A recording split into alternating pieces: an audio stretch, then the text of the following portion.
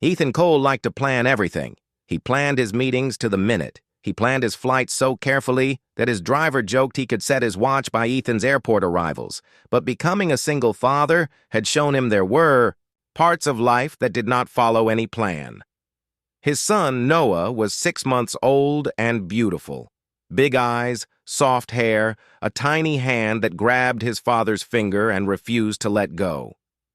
Yet feeding time felt like a small storm that returned again and again, no matter how many schedules Ethan wrote, no matter how many bottles he warmed. The house was large and quiet, with tall windows and a view of a gray-blue city that never slept. Inside, the nursery was warm and full of soft light. There were shelves with simple toys, a white rocking chair by the window, and a neat row of bottles on a tray near a small sink. Ethan had bought different bottle shapes, different nipple flows, and even a warmer that hummed gently like a tired bee. He read articles late at night about feeding, burping, and soothing. He printed checklists, clipped them to a board, and told himself that order would bring peace. But order did not stop Noah from crying after a few sips. Order did not stop. The way Noah pushed his tongue against the bottle and turned his face away, as if saying, "Not like this, Dad." Noah's mother was gone. There was no drama in the story, no headlines, no loud fights. Life had shifted, and Ethan had accepted a new path with respect and care.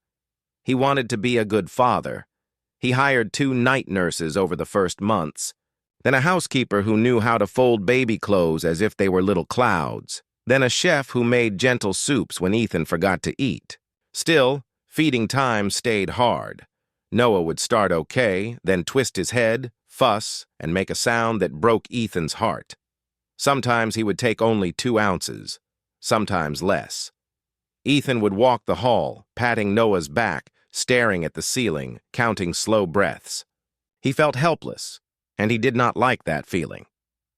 One evening, while looking at a new list of suggestions from a friend, Ethan saw a name repeated 3 times: Maya Johnson.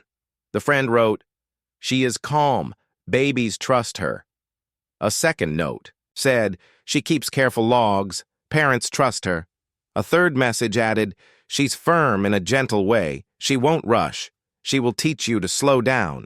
Ethan made the call. Maya arrived the next day for a trial.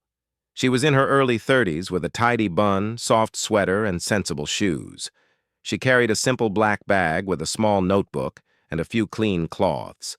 She shook Ethan's hand, with a warm, steady grip, and smiled at Noah with her eyes, not just her mouth. Her voice was smooth and low, like a quiet instrument. Ethan noticed how the house felt different when she stepped in. Less sharp, more human. She walked the rooms with care, asked where the bottles were kept, and looked at the feeding schedule. Ethan had posted, "Thank you for writing all this down," she said. "Structure helps. We'll also listen to him." They sat at the kitchen table while Noah napped. The kitchen was wide and bright, with a long island in the middle and a pot of herbs by the window. The household manager, Mrs. Lane, made tea. That smelled like lemon. Maya read Ethan's notes. Times, amounts taken, times refused, burps noted, small observations in the margins like "seemed sleepy" and "room was noisy." She nodded and asked simple questions. Did Noah spit up a lot? A little? Did he arch his back after a feed? Sometimes. Did he like a quiet room or music? Quiet. How did he prefer to be held? Upright, close to the chest. Upright is good, Maya said softly.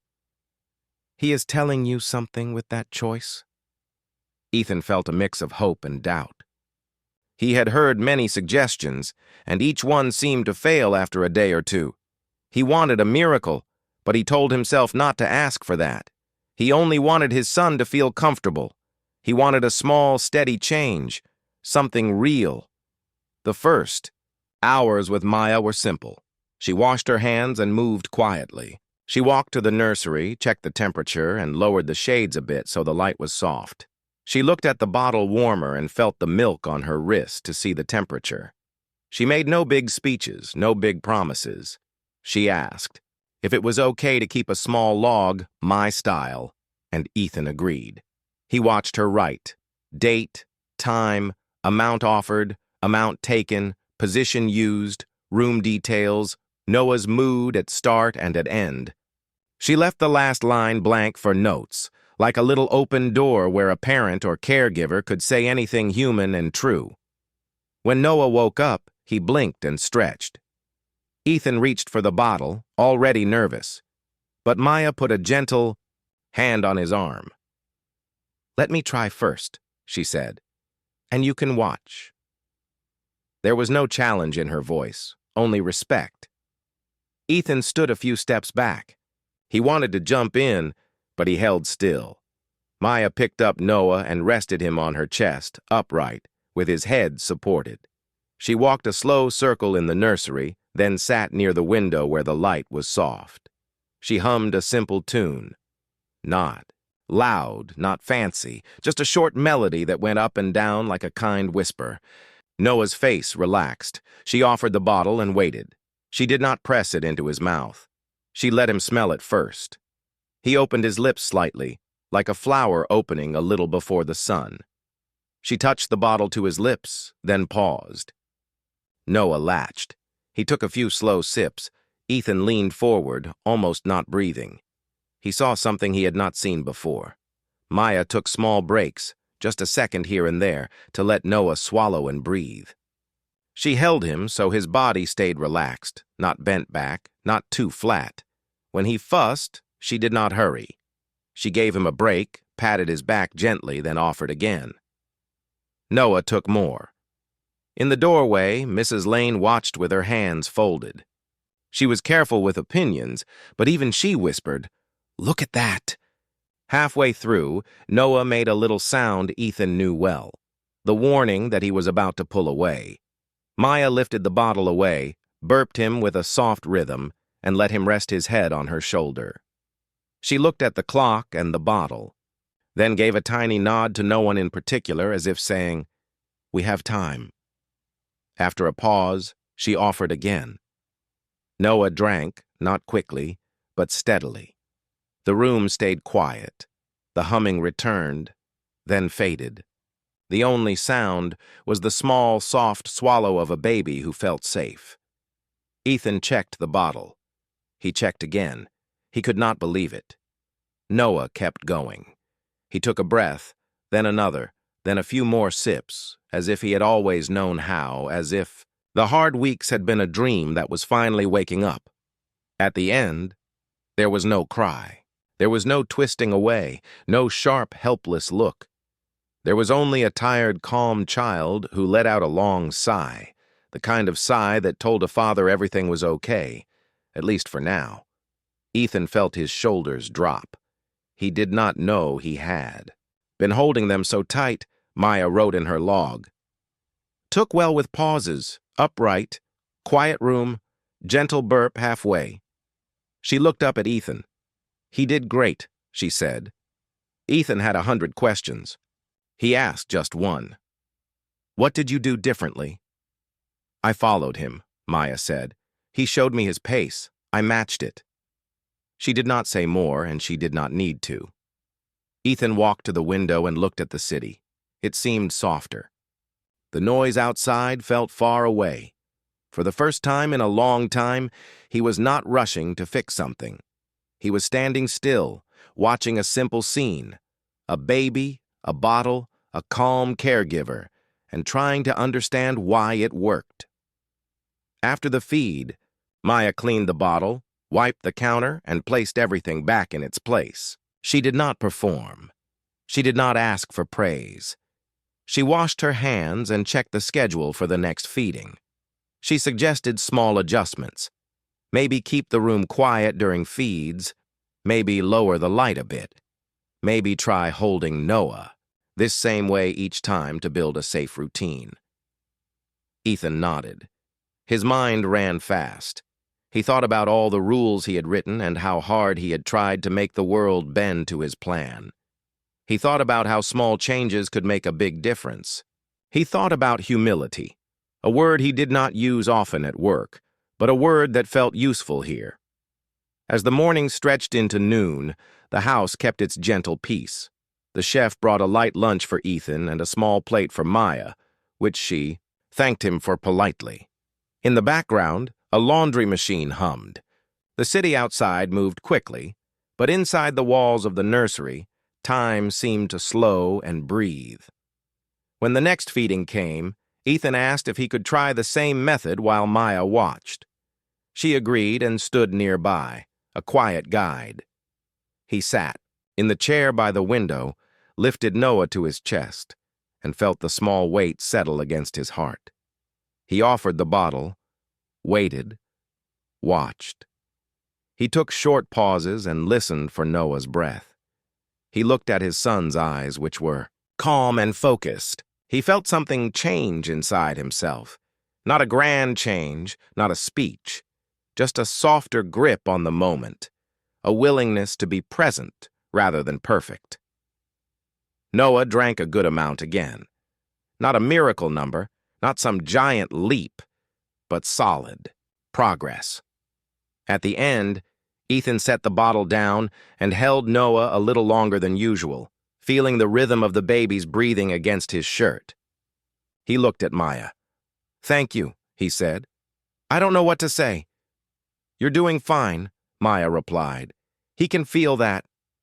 That night, when the house was quiet and the city lights blinked like distant stars, Ethan walked down the hall alone.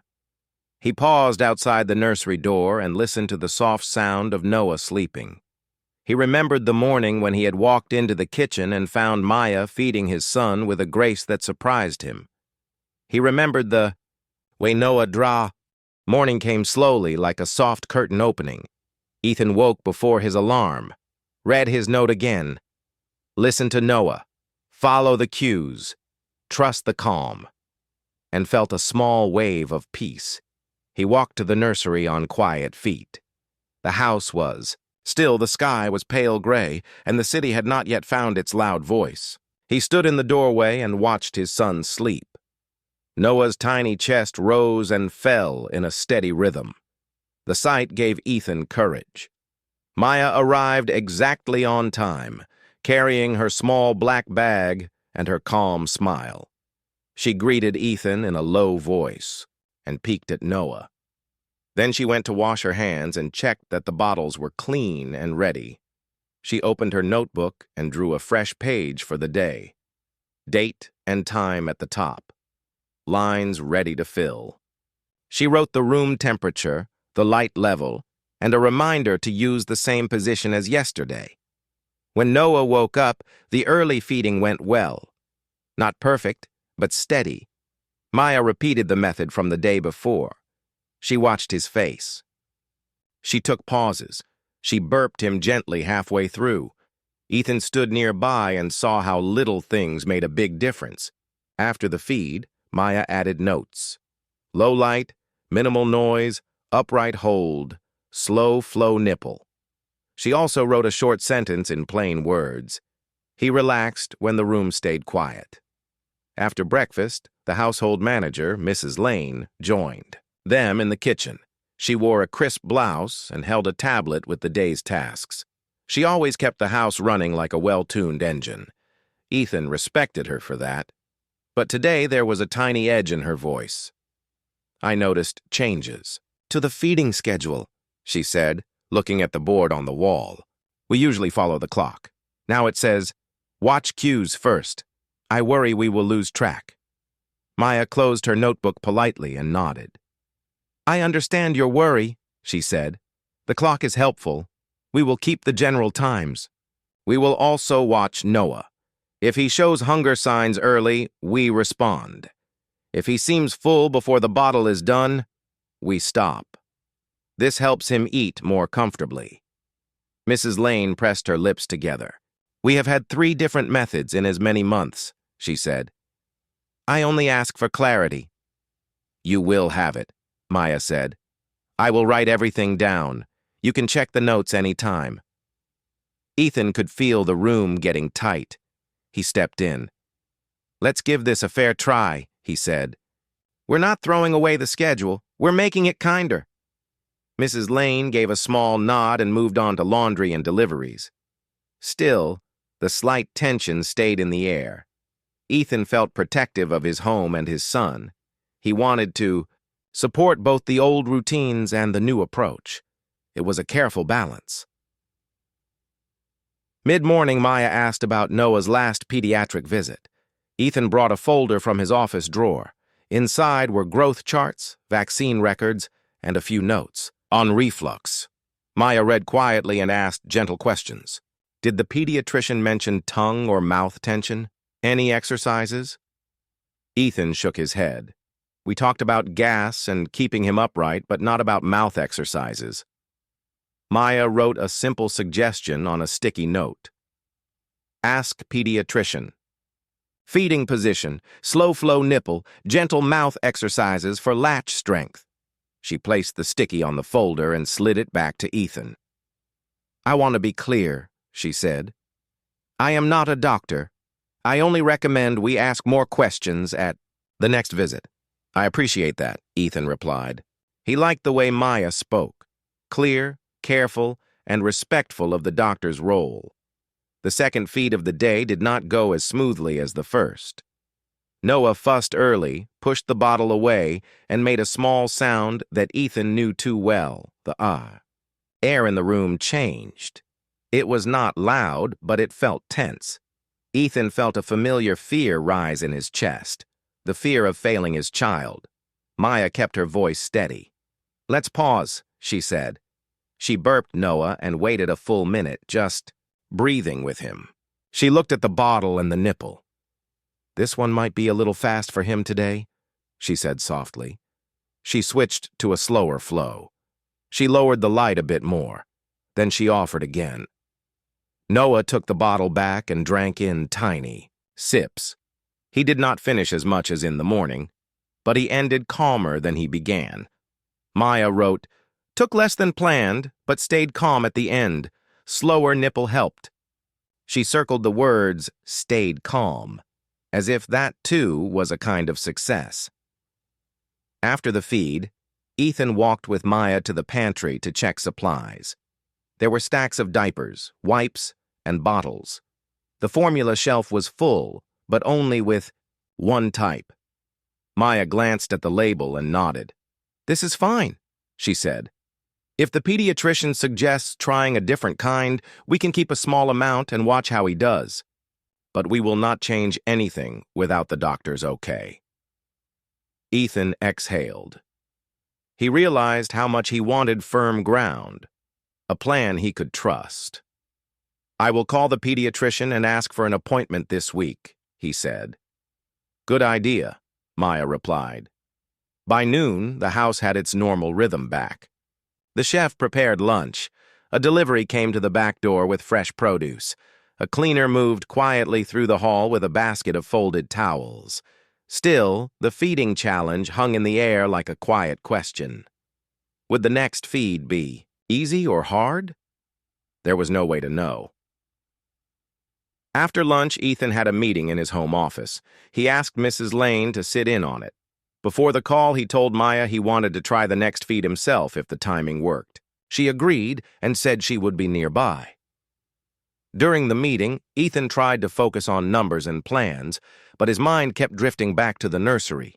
He thought about how he used to believe that money solved most problems. Now he knew that some problems asked for different answers: time, attention, and the courage to slow down. The third feed of the day arrived just as the meeting ended. Ethan went straight to the nursery, washed his hands, and picked up Noah with careful arms. He sat by the window, held Noah upright, and offered the bottle. He copied the pauses. He listened for breath sounds. He checked the room's quiet. He kept his own breathing even, like Maya had shown. Noah drank well at first, then slowed. He looked at Ethan with heavy eyes, then turned his face away. Ethan felt that old panic begin to rise. He remembered the note by his bed and whispered, it like a prayer. Listen to Noah. Follow the cues. He stopped the bottle. He burped Noah and stood up for a moment, swaying gently. He hummed the simple tune that Maya used in the morning. His voice was not as smooth, but it was steady and warm. When he offered the bottle again, Noah took a little more and then stopped for good. Not a large amount, but no tears, no hard cries, just a soft sigh and a relaxed body. Maya wrote the results in her notebook. Father fed, good pauses, calm end. She looked at Ethan. You did well, she said. He felt your calm. Ethan smiled in a tired way. I am learning, he said. Very slowly. Slow is okay, Maya replied. Slow is often the best way with babies. Later in the afternoon, Mrs. Lane approached Ethan with a neat list. I have adjusted the day chart to include both the clock and the notes about cues, she said. We will try it for a week and review. Thank you, Ethan said. He noticed the effort. He knew change was not easy for anyone, not even for himself. The fourth feed happened during a busy time. A contractor came to check a small leak. The doorbell rang twice. Phones buzzed. The house, usually smooth, felt jumpy. Maya saw the signs and asked if they could move the feed to a quieter corner. She picked a small sitting room with soft chairs and no screens. She dimmed the lamp and set a clean cloth on the armrest. The difference showed fast. In the quiet room, Noah started slow but kept going. Maya's hands were sure and gentle. She paused often, smiled with her eyes, and kept her voice calm. Ethan watched from the doorway.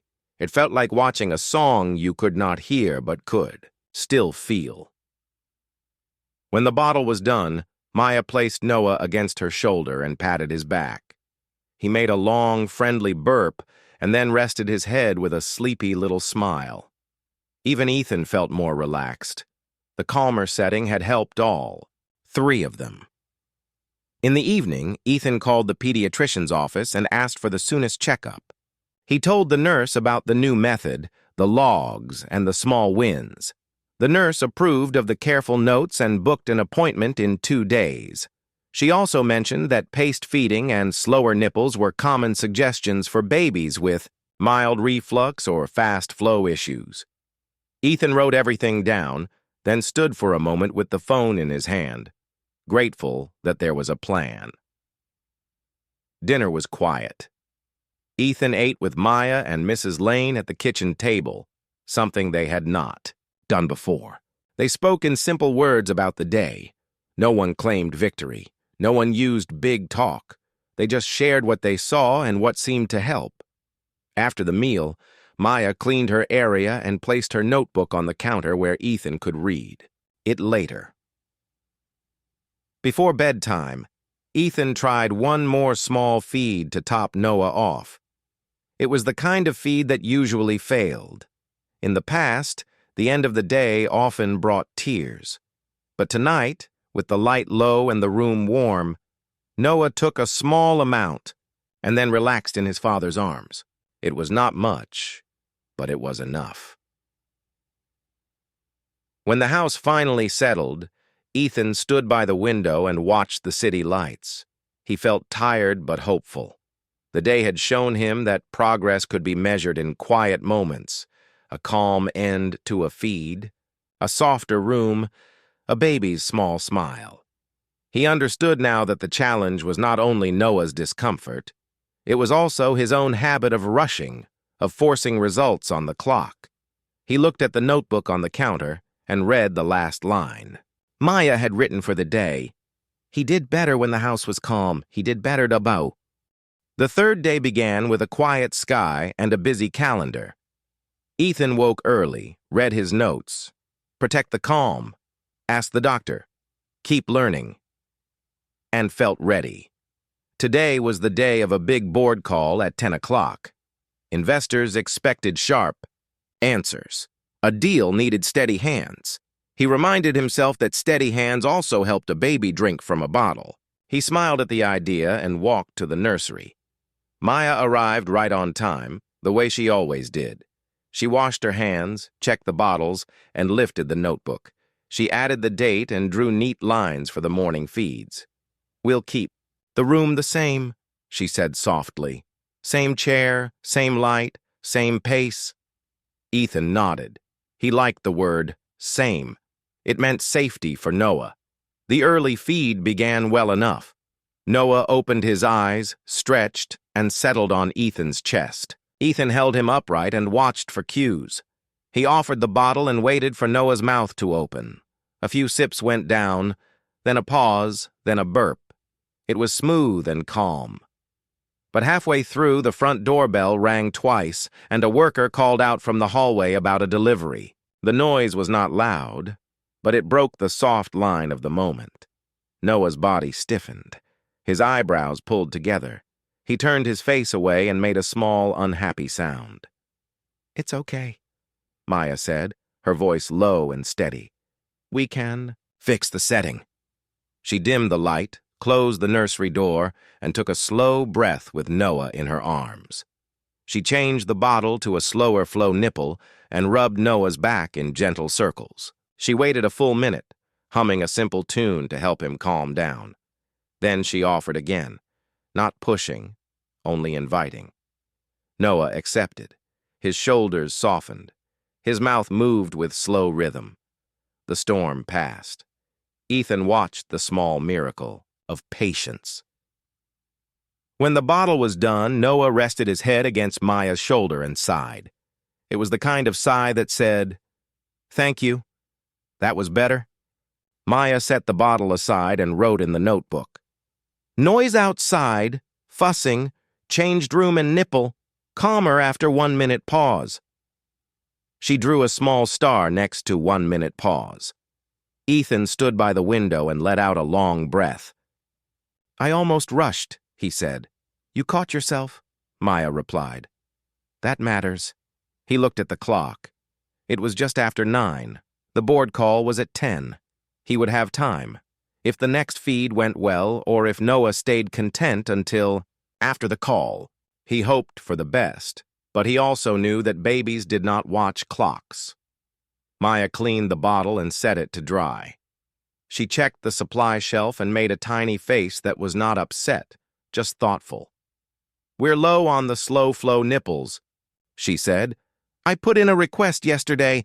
I think the shipment is delayed." "I'll have Mrs. Lane check," Ethan said.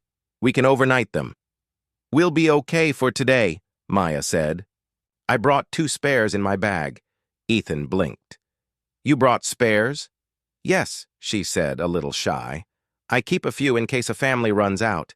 It saves stress in the moment." She gave a small smile. "Stress is not good for feeding." He nodded, grateful. He made a note to himself.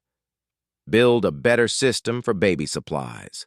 No last-minute scrambles, no almosts. The quiet mattered too much. At 9:30, a text buzzed on Ethan's phone. The board was ready 15 minutes early. He looked at Noah, who rubbed his eyes and shifted in Maya's arms. He looked at Maya, who read the baby's face and then met Ethan's eyes. "Go to your office," she said gently. "We'll take the feed if he truly asks. If not, we'll keep him calm and wait until your call is done." Ethan hesitated, then nodded. He trusted her. He walked to his office, closed the door, and took a breath. He started the call, answered numbers, explained progress, and spoke about plans. He kept his tone calm and his answers clean. But his heart was half in the nursery, listening for a cry that did not come. At 10:30, the call ended. Ethan almost ran. He slowed his steps on purpose and entered the nursery like a quiet guest. Noah was awake, but not upset. Maya sat with him in the chair, letting him look around the room for a few minutes before offering the bottle. "He wasn't really hungry at 10, she said. "He just wanted to wiggle and look. I waited for the cues. Now he's ready." The bottle went well. Very well.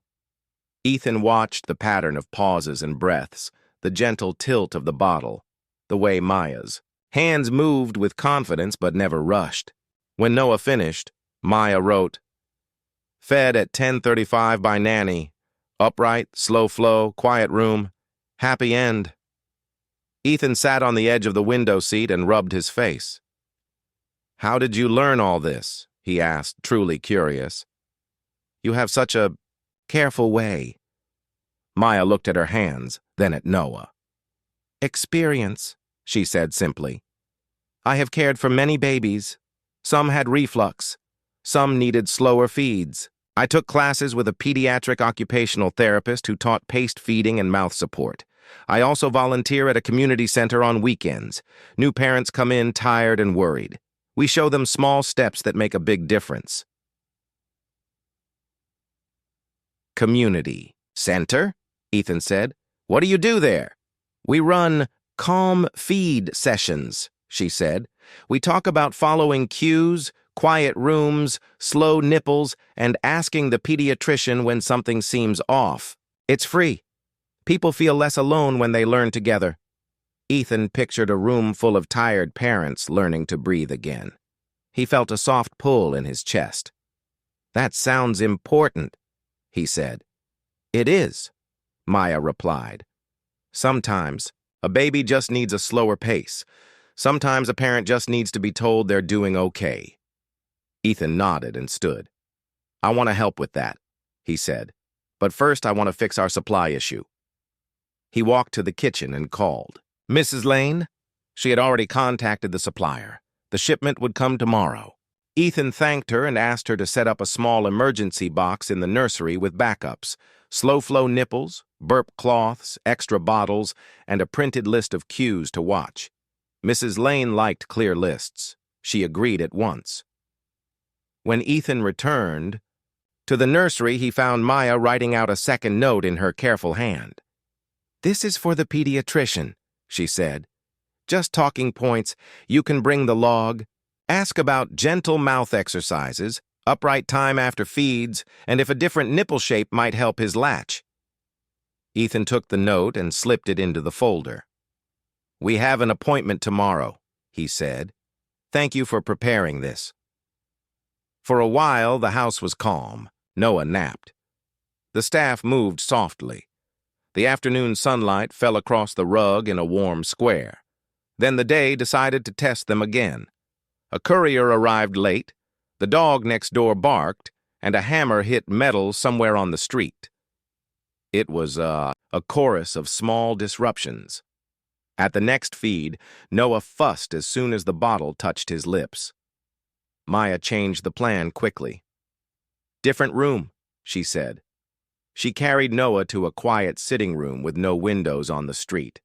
She turned off the overhead light and turned on a small lamp. She sat in the corner, where the wall made a little pocket of calm. She placed a folded cloth under Noah's chin to help him feel supported. She offered the bottle and paused after every couple of sips. She hummed. She matched her breathing to his tiny breaths. Slowly, slowly, the fuss turned into quiet. The quiet turned into steady drinking. It was like watching a paceboat that set the rhythm for the whole river. Ethan watched, full of respect. "You read him like a book," he said quietly. "He reads me too," Maya said with a small smile. "Babies feel our speed." After the feed, Ethan offered to clean the bottle. Maya handed it over and reached into her bag for the spare, slow-flow nipples she had mentioned. A small paper envelope fell out and landed on the chair. Ethan picked it up and saw a neat row of receipts, 2 packs of slow-flow nipples, a small bottle of gas drops approved by the pediatrician at a previous family, and a trial-size formula, can of the same brand they already used. Just a backup. On the top receipt, there was a short note in Maya's careful writing. "For Noah, reimburse if easy. If not, no worry." "Is this from today?" Ethan asked, surprised. "From last night," Maya said gently, a little unsure. "I saw we were low. I don't like surprises at feed time. I used my card. I was going to give this to Mrs. Lane before I left." Ethan felt a quick rush of emotion, gratitude, humility, and a tiny sting of shame that he had not seen the gap himself. "You shouldn't have to spend your own money," he said. "I don't mind if it keeps him comfortable," she replied. But yes, I keep receipts. It's just a bridge when supplies are slow. Ethan nodded and held the envelope with care, as if it was fragile. Thank you, he said. This was thoughtful. I'll set up a better system, and I'll reimburse you today. He walked straight to his office, told accounting to create a small petty cash fund for baby needs with clear rules, and arranged a store account card for Maya that required only simple approvals. He sent a short note to Mrs. Lane. Goal: no supply stress at feeds. Please help me make this smooth. Mrs. Lane replied with a check mark and a line, emergency box ready by evening. When he returned, Maya was rocking Noah, who had fallen asleep with his cheek against her shoulder. The room felt like a pocket of peace inside a busy city. Ethan sat down in the chair across from them and spoke in a low voice. I used to think that being a good leader meant controlling everything, he said. Now I think it might also mean trusting the right people and learning from them. Maya didn't make a speech. She just nodded. It means a lot to Noah that you are learning his pace, she said. He can feel it. The rest of the afternoon carried a different energy. Ethan blocked out one feed each day on his calendar so he could be present. He asked the saint. Morning arrived with a pale sky and a cool breeze. Ethan woke early and read the notes on his nightstand again. Trust expertise. Baby first. Calm is part of the feed. He felt steady. Today was the pediatrician visit. He wanted clear answers and a simple plan that he could follow without guessing. Maya arrived on time with her small black bag and her calm smile. She checked the bottles, washed her hands, and peeked in on Noah, who was just waking up. Good morning, she said, softly. Noah stretched, blinked, and gave a quiet little yawn that made Ethan smile. The first feed of the day was short and gentle. Maya kept the room calm, used the slower nipple, and took small pauses. Noah drank a reasonable amount and relaxed in her arms. There were no tears. It was a good start. They left for the pediatrician just after 9. The car ride was quiet. Maya sat in the back with Noah to keep him calm. She used a soft voice and a simple hum whenever the street sounds grew loud. Ethan watched them in the rearview mirror. He felt grateful for her steady presence. He also felt a small worry that the doctor might change everything again. He did not want to start from zero. He wanted helpful details that fit with what they were already doing. The clinic waiting room was bright and friendly. A fish tank bubbled in the corner. There were picture books on a low shelf and a line of cheerful animal stickers on the wall. Ethan checked in at the desk and handed over the folder with the feeding log and the talking points Maya had written. When they sat down, he read the log again and felt proud of the tidy lines and simple notes. It looked like a map of their past few days, with small, clear steps toward peace. Dr. Patel came in with a warm smile and washed her hands. She greeted Noah first, then Maya, then Ethan. I hear you've all been doing a lot of careful work, she said. Let's look together. She weighed Noah, measured his length, and checked his reflexes. Noah reached for her stethoscope and tried to chew it. Everyone laughed. The laughter was small and friendly, the kind that helps a room breathe. Ethan explained the problem from the start, how Noah often refused bottles, how feeding time felt hard, and how the new, slower pace seemed to help. He handed Dr. Patel the log. She read slowly, nodding at each line. This is excellent detail, she said. Upright position, slow flow nipple, quiet room, pauses for burps. These are classic tools for babies who get overwhelmed or take in too much air. You're doing the right things. Maya asked about gentle mouth exercises and latch strength. Dr. Patel smiled at the careful question. She showed them a simple routine with a clean finger. Touch the side of the lip, let Noah turn his head to follow, and reward him with a tiny taste of milk on the finger. She taught a soft, playful touch under the tongue to wake the muscles before a feed. Just a few seconds once or twice a day, she said. Stop if he seems annoyed. It should be friendly and quick. Dr. Patel also suggested adding a few minutes of side-lying feeding when Noah seemed extra fussy. You hold him on his side, you sit behind him on a couch or bed with pillows, and you keep the bottle level, not tilted, she said. Gravity helps him control the flow. The idea is to let him set the speed. Ethan wrote everything down in plain words. He asked about formula changes. Dr. Patel said there was no need to switch if Noah was doing better. Keep what works, she said. If you ever try a different type, keep a small amount first and watch for gas, rash, or unusual fuss. But right now, I am happy with his progress. They asked about reflux. Dr. Patel said Noah might have mild reflux that improved with upright feeding and pauses. She did not see signs that needed medicine. Let's keep this routine and review in 2 weeks, she said. You're on a good path. The most important sign is how he finishes, calm, comfortable, and content. Before they left, Dr. Patel printed a 1-page summary. It listed paced feeding steps, slow-flow nipple guidance, the short mouth warm-up, and side-lying feeding. Instructions. She added one last line in simple text. If a feed becomes a fight, pause and reset the room. Calm is part of the treatment. Ethan loved that line. It sounded like something he could place on the wall.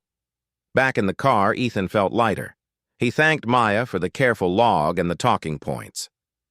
You made the appointment useful, he said. We did not waste time guessing. Maya shrugged in a gentle way. You asked good questions, she said. That makes a big difference, too. When they arrived home, Mrs. Lane met them in the hall with a small smile that looked sincere. The delivery came, she said, holding a box. Extra slow-flow nipples, extra burp cloths, and a small backup set for the emergency box upstairs. She pointed to a neat bin labeled Feed Calm Kit.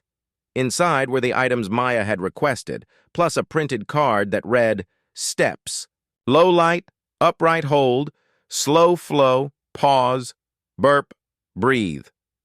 Ethan felt proud of his team. The late morning feed was Ethan's. He wanted to practice the new mouth warm-up and then try the side-lying position if needed. Maya sat nearby as a quiet guide. Ethan washed his hands, sat on the couch with 2 pillows, and touched the side of Noah's lip with a clean finger. Noah turned toward the touch right away and gave a small, happy sound when he tasted a tiny drop of milk.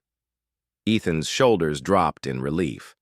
The warm-up was quick, friendly, and it seemed to wake Noah's interest without stress. He started, the feet upright. It went well at first. After a few minutes, Noah became a little wiggly. Ethan remembered Dr. Patel's suggestion and carefully moved to the side-lying position, keeping the bottle level and his voice soft. The change helped right away.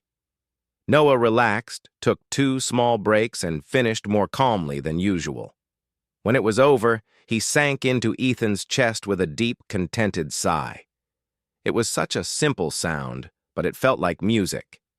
Maya wrote, in the notebook, Father fed, mouth warm-up helped, side-lying trial, good outcome.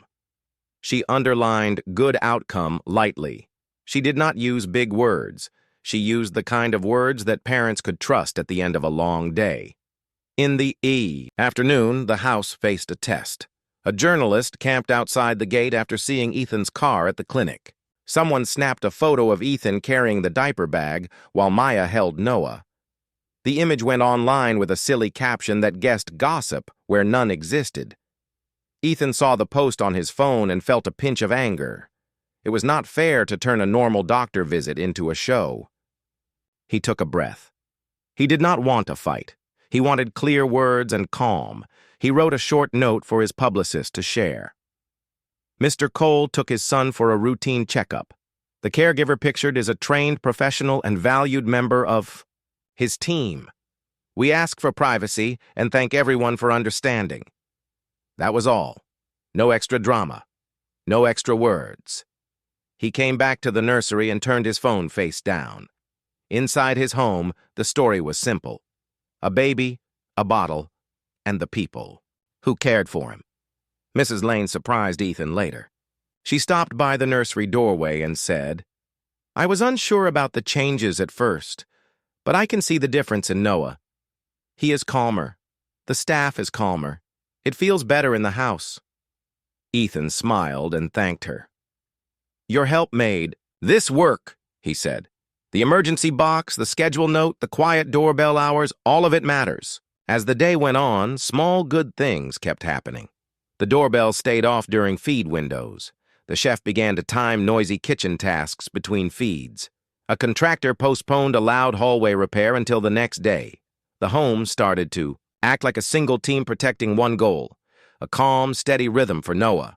Late afternoon brought one rough patch. Noah woke from a short nap fussy and refused the bottle for a full minute.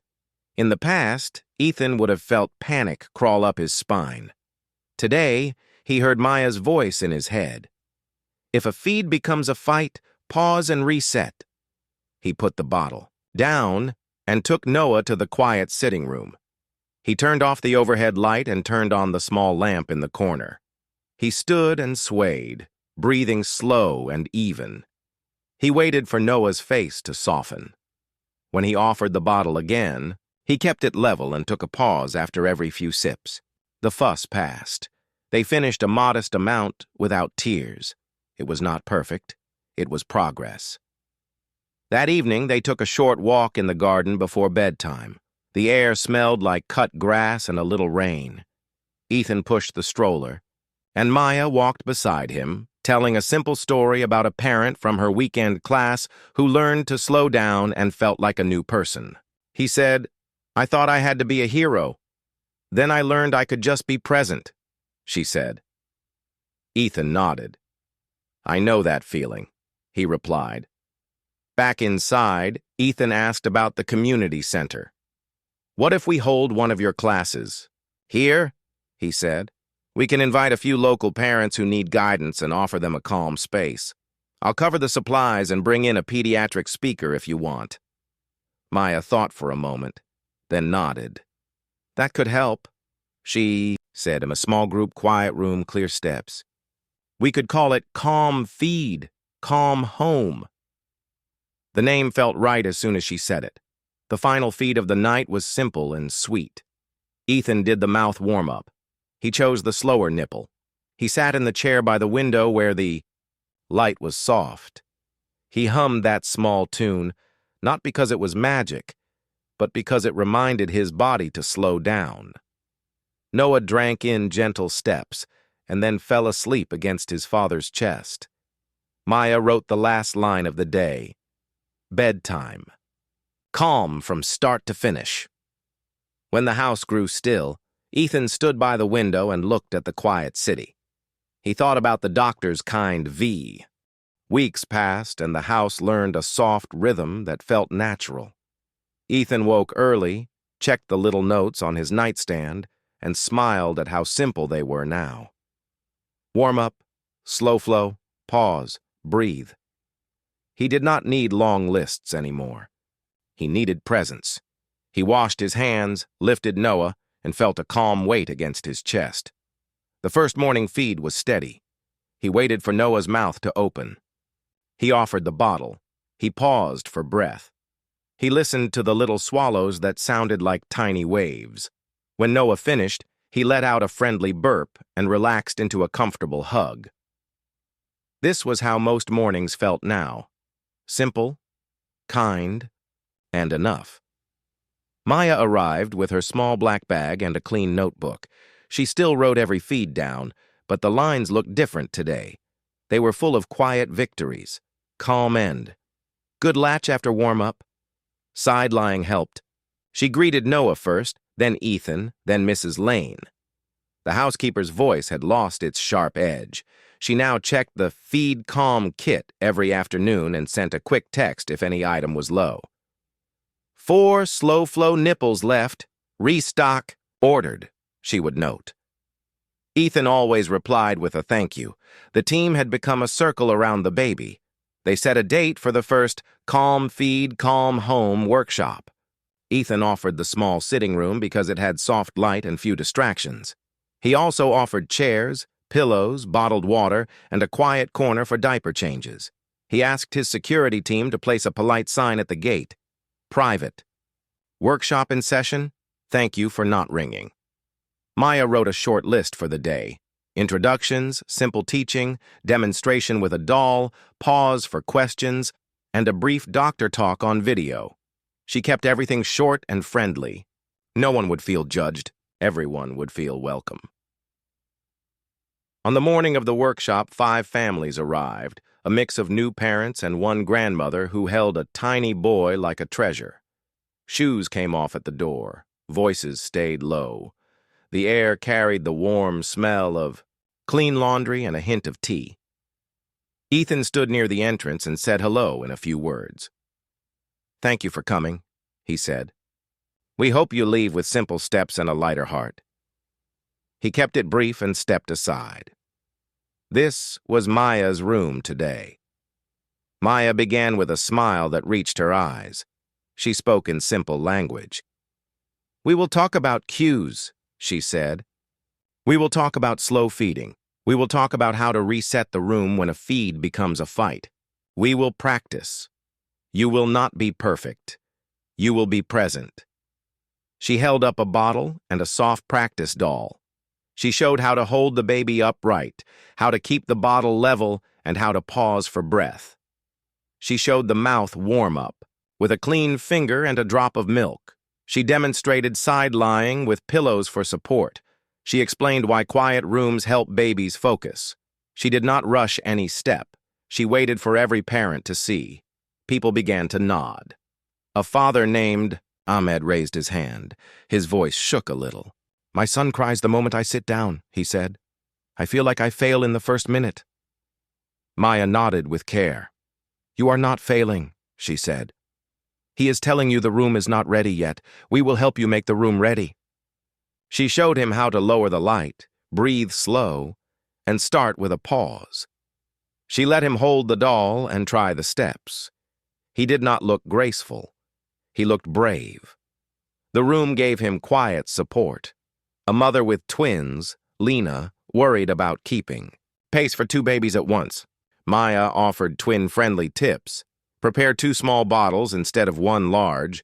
Feed 1 baby while the second rests on your lap with a hand on their tummy, and switch gently with the same calm. "Slow is still slow," she said, "even with 2. Ethan did a short demonstration with Noah, not as an expert but as a parent who was still learning. He washed his hands, sat by the window, and tried the warm-up. His hands were large and careful.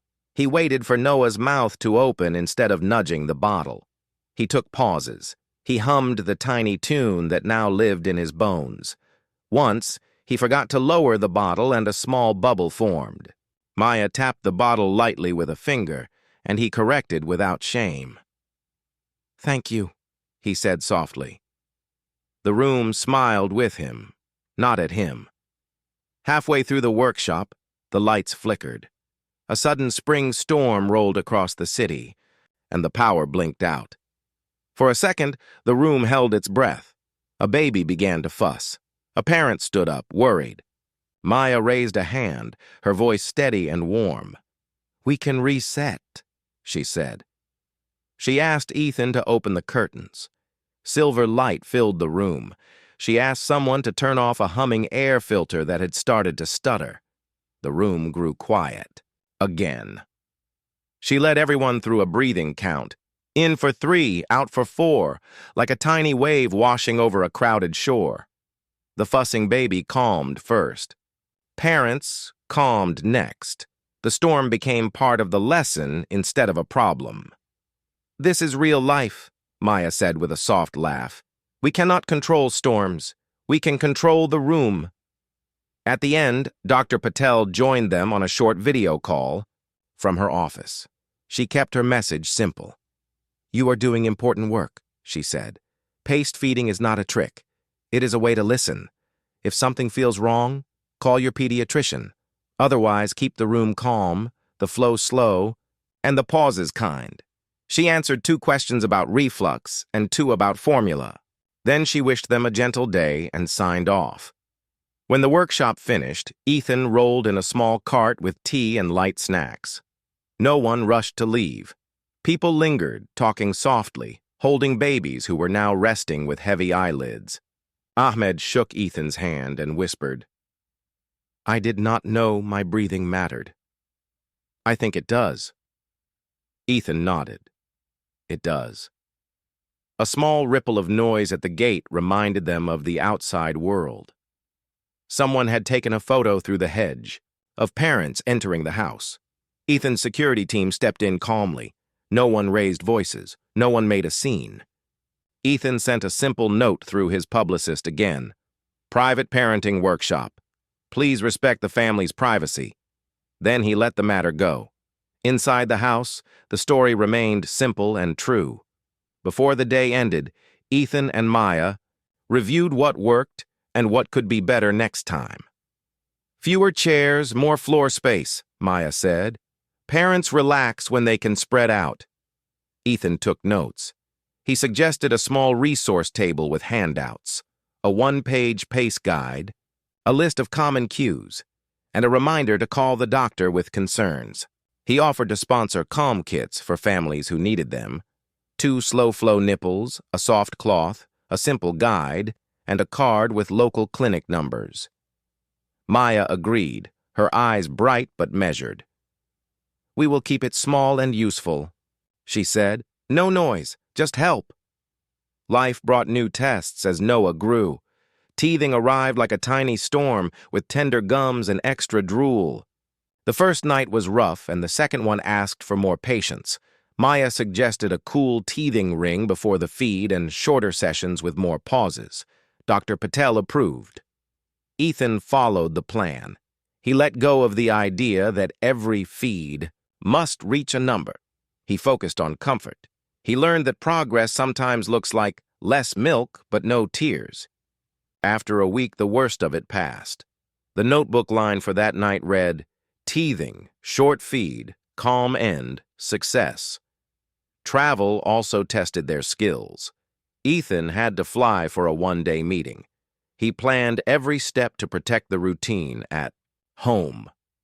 He asked his assistant to schedule his return in time for the bedtime feed. He left a handwritten note on the kitchen counter. "Thank you for caring for Noah today. I trust you." Maya sent him just one update all day. "He fed calmly at noon. We are well." No extra details. No anxious texts.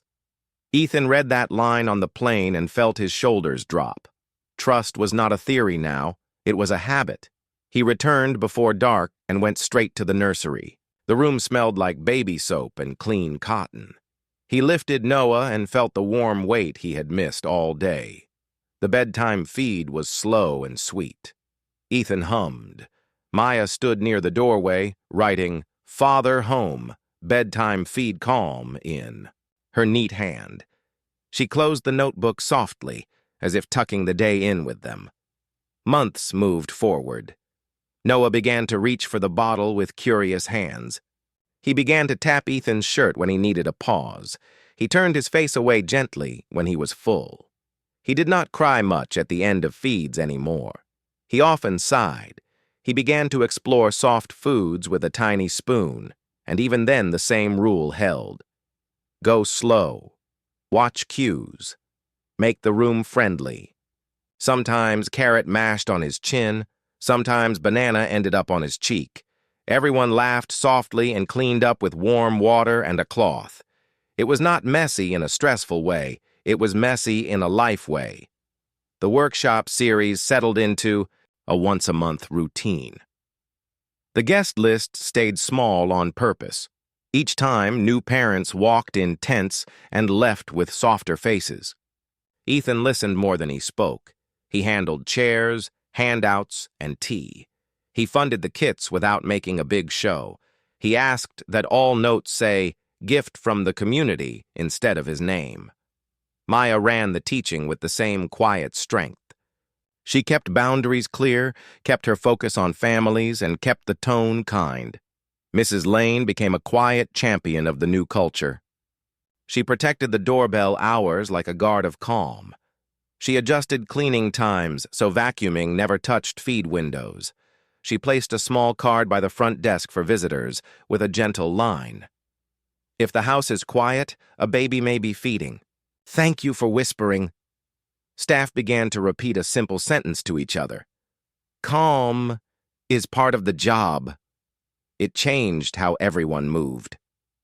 One afternoon, Ethan stood in his office and looked at